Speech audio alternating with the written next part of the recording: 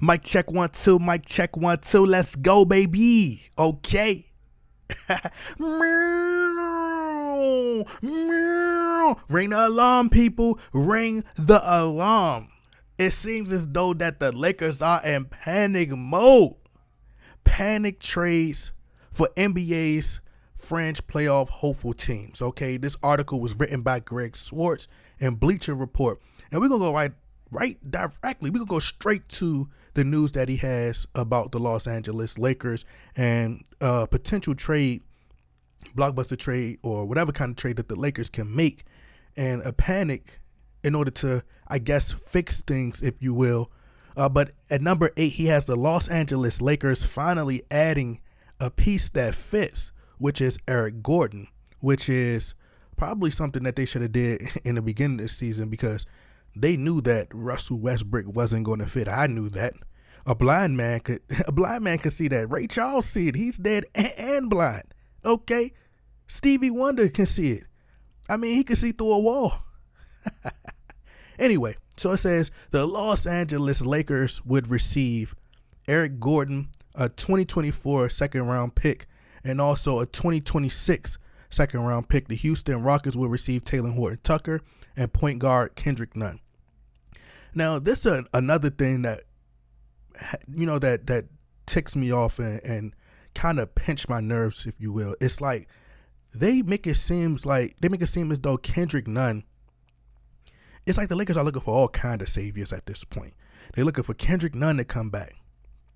Kendrick Nunn, Kendrick Perkins, Kendrick Lamar. I don't know, bro. They think that Kendrick Nunn is some kind of all-star level talent player, and once he comes back, and they could just use him to, you know, as trade bait to acquire all this great talent. But Kendrick Nunn hasn't even played a game. He's been injured, and I haven't even seen the kid. I think I seen a few of his games in Miami. I don't even remember. It wasn't nothing impressive to the point where it's nothing that was memorable that make me be like, oh yeah, Kendrick Nunn is.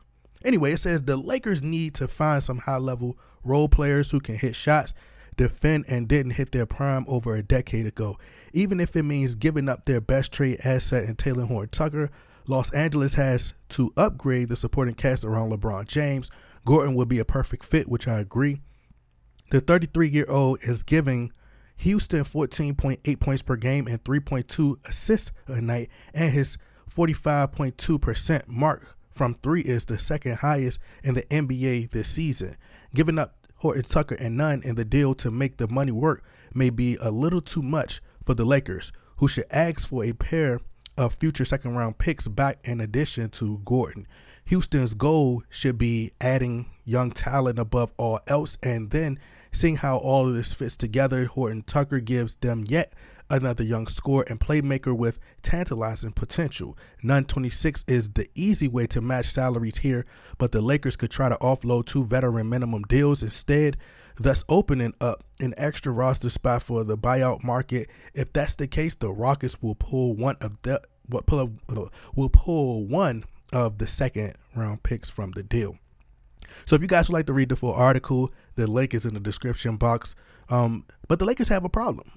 There is still going to be a problem if you're able to pull this deal off and you're in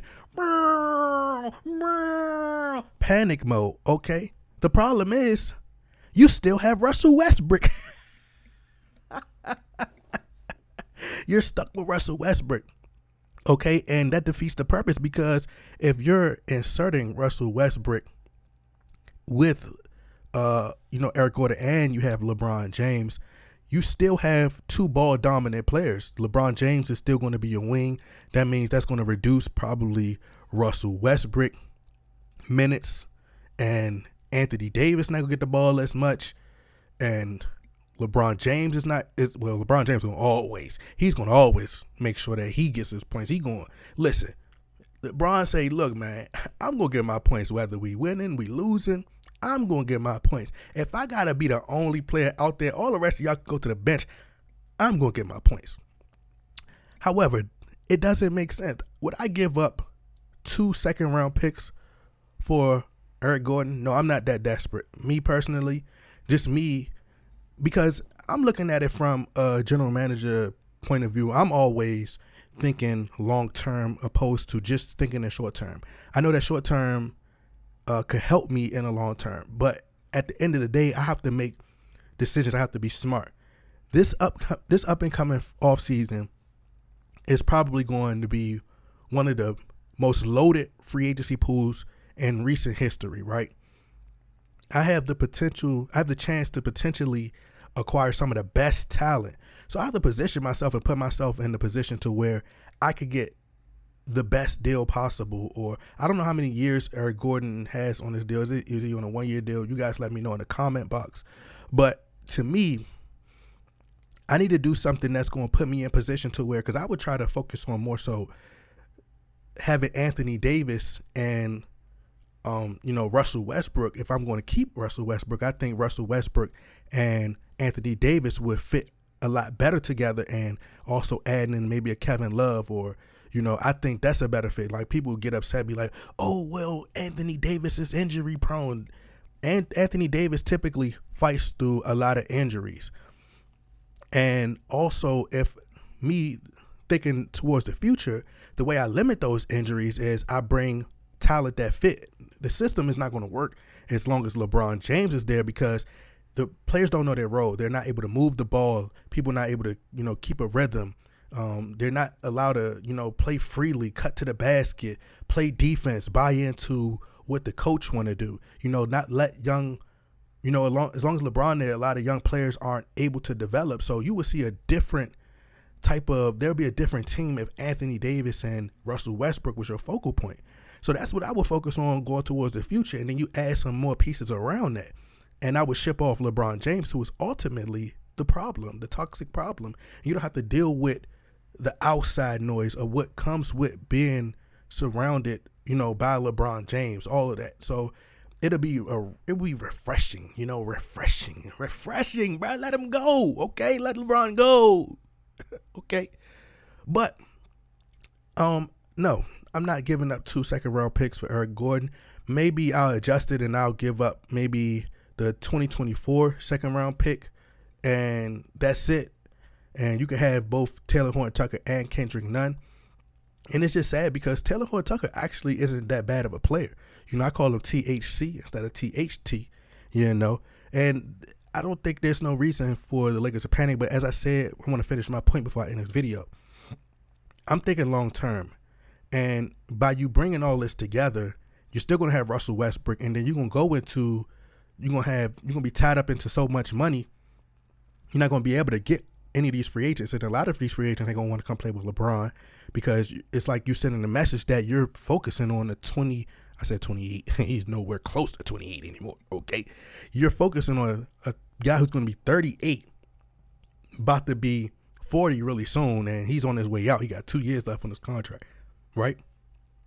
So with me, like, now, you're going to come in with all of that next year. And to me, it wouldn't make sense. I wouldn't do it. I wouldn't trade. Well, if you're going to make this trade, you got to trade Russell Westbrook, because then you're still not going to have a fit, and you're not going to have a perfect fit. LeBron James needs somebody who is a great creator for himself, who has great ball handling skills, but doesn't need the ball at the same time, like a Kyrie Irving, who can also still flourish in the system and also move without the ball, great on-ball defender. So if you make this trade and you panic, and you panic, hit the panic button. Okay, if you hit the panic button and you make this trade, you got to also consider trading Russell Westbrook. I don't know where you're going to trade him to, but maybe you could do a buyout, and once you get John Wall, which I don't think makes any sense either. But anyway, Eric Gordon will be the perfect fit. Y'all let me know what y'all think about this trade. Y'all like, comment, and subscribe. I'm out.